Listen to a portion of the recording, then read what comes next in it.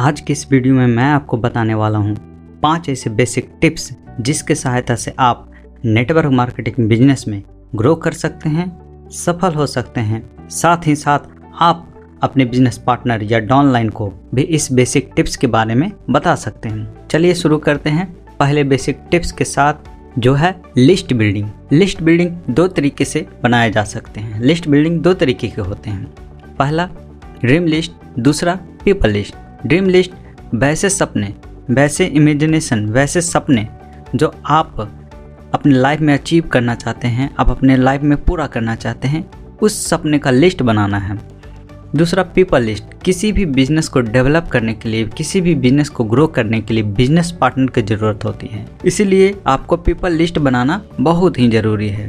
Dream list किस तरीके से बनाया जा सकता है? तो ड्रीम लिस्ट 3 तरीके से बनाया जा सकता है। पहला शॉर्ट टर्म गोल्स, जो 1 साल के अंदर में आप अचीव करना चाहते हैं, वैसे छोटे छोटे गोल्स, वैसे छोटे छोटे सपने जो 1 साल के अंदर में आप अचीव करना चाहते हैं थ्रू द बिजनेस। आप 5 ऐसे छोटे छोटे गोल्स को लिख सकते हैं जो आप 1 साल के अंदर में अचीव करना चाहते हैं। जैसे फॉर एग्जांपल मैंने यहाँ 5 छोटे छोटे ड्रीम्स को लिखा है जो आप लाइफ में अचीव करना चाहते हैं।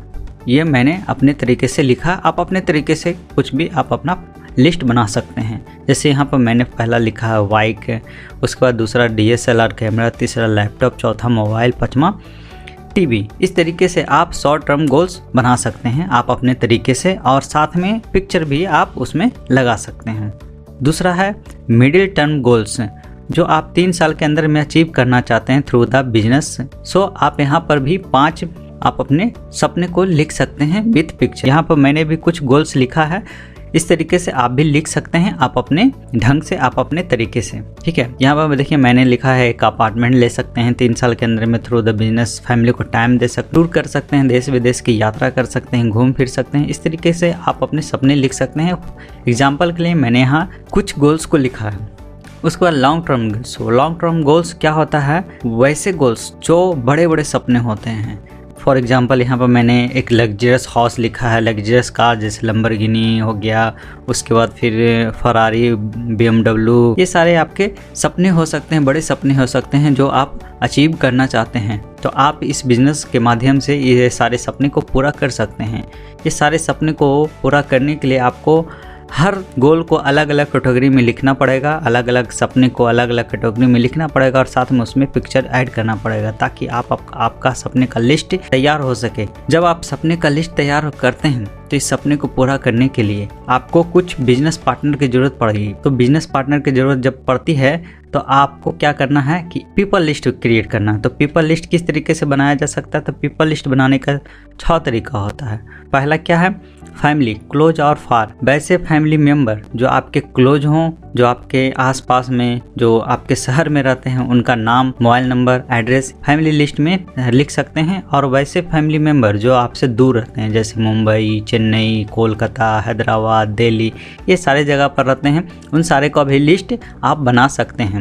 फैमिली लिस्ट में उन सारे लोगों का नाम, मोबाइल नंबर, एड्रेस लिख सकते हैं ताकि आप उनसे कांटेक्ट कर सकें, बिजनेस अपॉर्चुनिटी के बारे में बता सकें। दूसरा है एम्बिशियस लोग। वैसे लोग जो लाइफ में कुछ करना चाहते हैं, उनका भी लिस्ट आप बना सकते हैं, उनको एम्बिशियस कैटेगरी में रख सकते हैं ताकि कांटेक्ट करने में आसानी हो और उनको बिजनेस बताने में भी आसानी हो। तीसरा अंडर 30।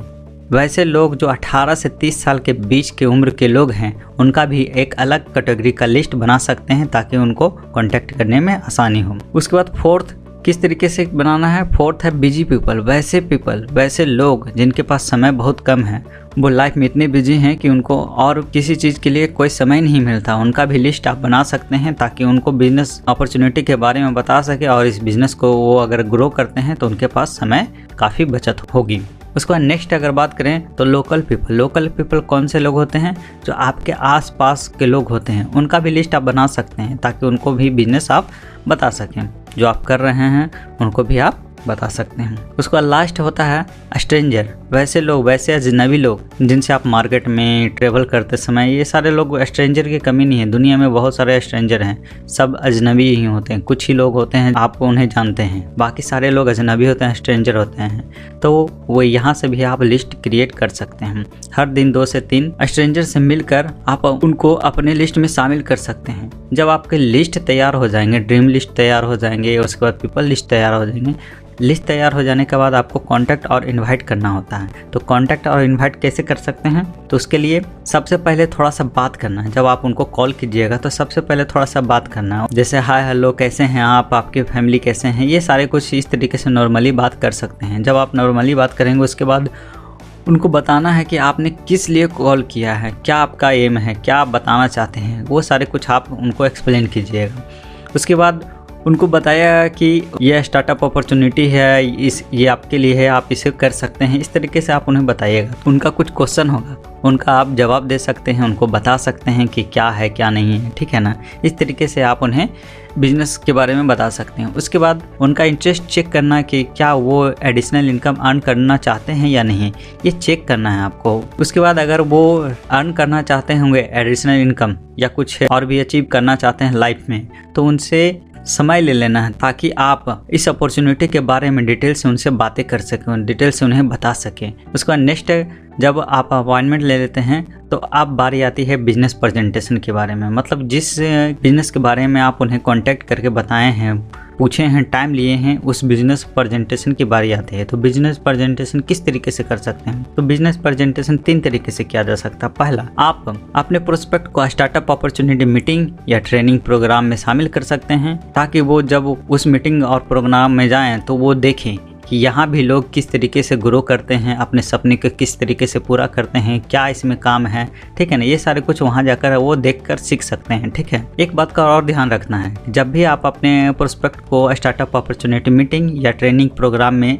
शामिल करते हैं तो उनसे सबसे पहले एक सवाल पूछना है कि क्या आप कुछ मनी इन्वेस्ट करके लाखों एडिशनल इनकम अर्न कर सकते हैं या कुछ पैसे बचा सकते हैं।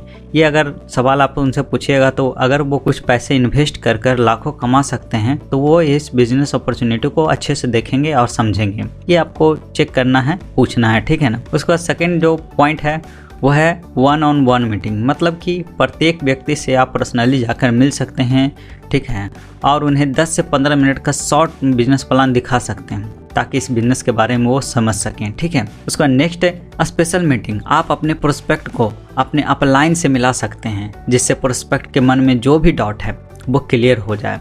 अपलाइन से जब मिलेंगे तो वो सारे क्वेश्चन जो मन में उनके होंगे, डाउट होंगे, वो वहाँ क्लियर कर सकते हैं। इस तरीके से बिजनेस को आप प्रेजेंट कर सकते हैं, बिजनेस को बता सकते हैं। जब आप बिजनेस को प्रेजेंट कर लीजिएगा तो उनका जो इंटरेस्ट रहेगा इस बिज़नेस को करने के लिए, तो आप क्या कीजिएगा, उनको फॉलो अप कीजिएगा। मतलब 24 से 48 घंटे के बीच में आप उनको फॉलो अप कीजिएगा, उनको फ़ोन लगाइएगा, उनको पूछिएगा कि जो आपने स्टार्टअप अपॉर्चुनिटी बिजनेस प्लान देखा है तो क्या आप साथ में ग्रो करने के लिए इंटरेस्टेड हैं या नहीं। इस तरीके से आप उनको बात करना है। जब वो इंटरेस्टेड रहेंगे तो उनके मन में कुछ डाउट आएंगे, कुछ सवाल आएंगे। तो सवाल किस तरीके के हो सकते हैं? तो सवाल ये हो सकते हैं कि क्या मैं कर सकता हूँ, क्या आप मेरी मदद करेंगे, क्या सच में इसमें सपने पूरे होते हैं, मैं तो ज़्यादा लोगों को जानता भी नहीं हूँ, मेरे पास ज़्यादा समय नहीं है। इस तरीके के क्वेश्चन होंगे उनके मन में, डाउट होंगे, तो आपको सरलता से उनके सवालों का जवाब देना है और उनका इंटरेस्ट जगाना है। जब उनका इंटरेस्ट जागेगा, वो बिजनेस करना चाहेंगे। तो नेक्स्ट स्टेप आता है, 5th स्टेप क्या होता है, वो है साइन अप। जब आपके प्रोस्पेक्ट बिजनेस करने के लिए तैयार होते हैं तो कुछ फॉर्म वगैरह होते हैं, उनको फिलअप करके उनको साइन अप करा देना है, यानी कि इस बिज़नेस में उनको इनरोल करा देना है।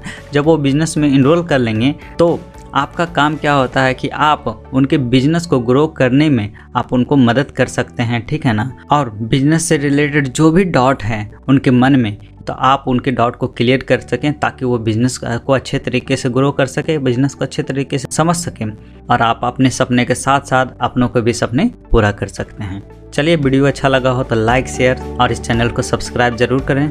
धन्यवाद।